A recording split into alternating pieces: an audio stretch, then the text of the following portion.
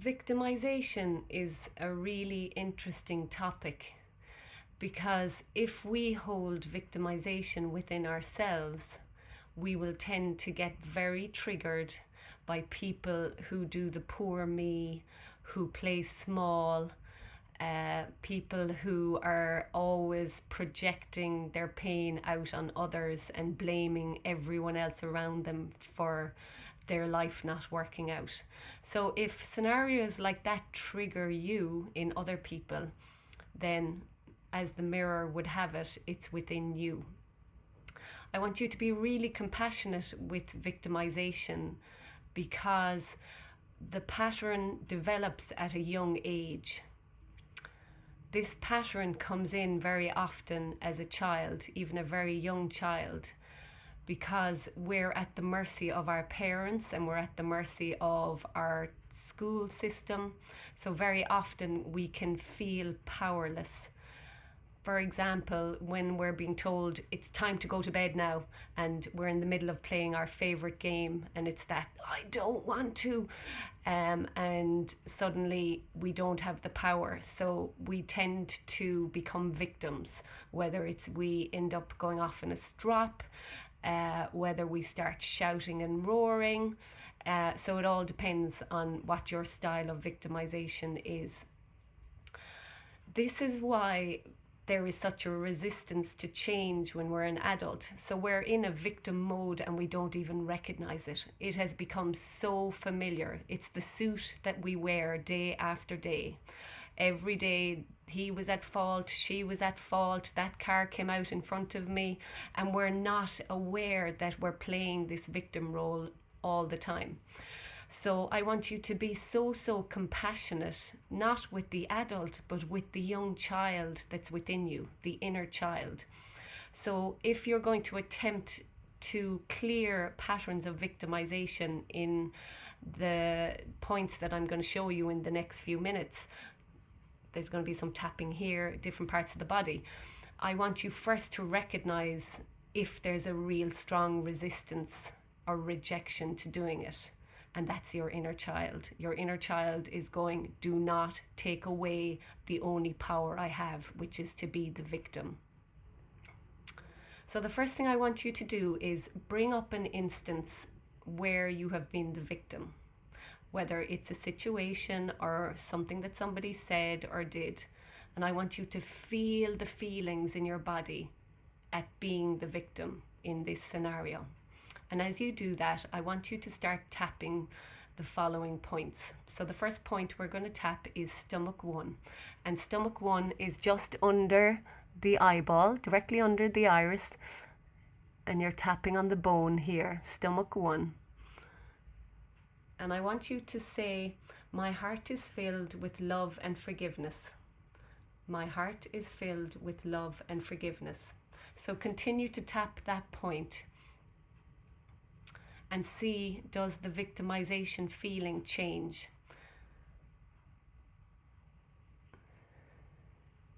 If you find that it hasn't, I want you to go to the next point in the body, and these are hypothalamic points. So we're going to do the side of the eye, and this is gallbladder 1, and both hands and 2 fingers for polarity. And you're tapping, my heart is filled with love and forgiveness. So keep tapping that point.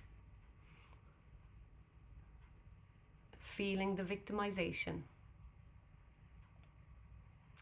Now, after that point, I want you to go to the side of the eyebrow, right here, and tapping. And this is triple warmer. Triple warmer 23. Tapping here and saying, my heart is filled with love and forgiveness. My heart is filled with love and forgiveness. Following that, we're going to go to small intestine. So where the opening of the ear is, just in front, there's a dip, and that's small intestine. So 2 fingers, both sides. My heart is filled with love and forgiveness. This mantra that I'm using is a kinesiologist, Sheldon Deal. He uses this when he's tapping victimization clearing points. Now, following that point, we're going to try large intestine, just under the nostril here and on both sides.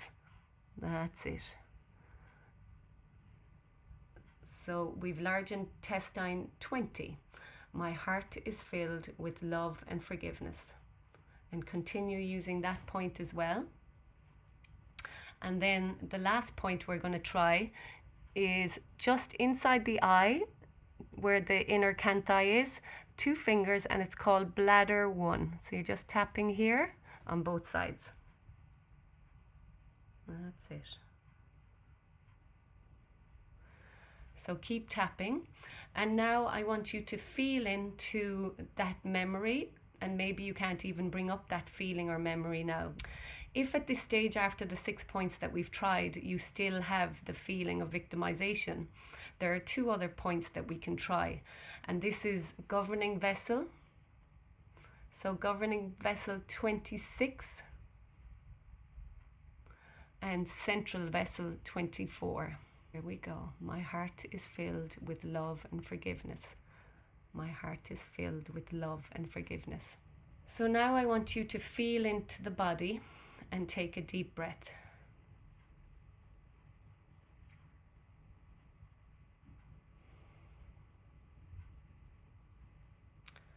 So if you'd like to deepen the work and become more aware of more subtle layers of victimization in your body, you can also work with the As I Am Quantum Essence range.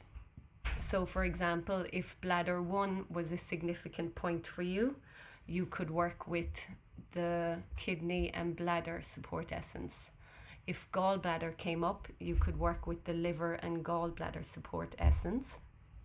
If stomach, large intestine or small intestine points showed up, you could work with the digestive support essence.